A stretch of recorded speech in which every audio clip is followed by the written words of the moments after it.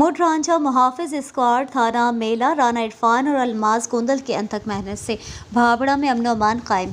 चोरी और डकैती की वारदातों पर काबू पा लिया गया।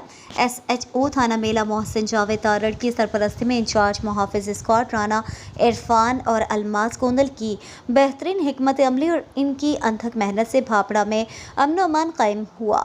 चोरी और डकैती की वारदातों पर काबू पा लिया गया है। राना इरफान और अलमाज गोंदल पर मुश्तमिल मुहाफिज स्क्वाड टीम ने दिन रात एक करके भाबड़ा में अमन अमान कायम किया। डकैती और चोरी की वारदातें जो तसलसल के साथ जारी थीं, इनका खात्मा हुआ, जबकि दिन और रात के औकात में भाबड़ा के तमाम खारजी और दाखिली रास्तों पर चेकिंग और गश्त का निज़ाम मुअस्सर बनाया गया है। इस बेहतरीन हिकमत अमली के बायस भाबड़ा में अमन अमान कायम हुआ।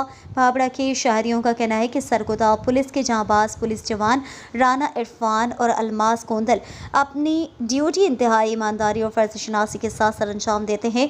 यकीनन इसीलिए थाना मेला का इलाका भाबड़ा अमन का गहवारा बना हुआ है।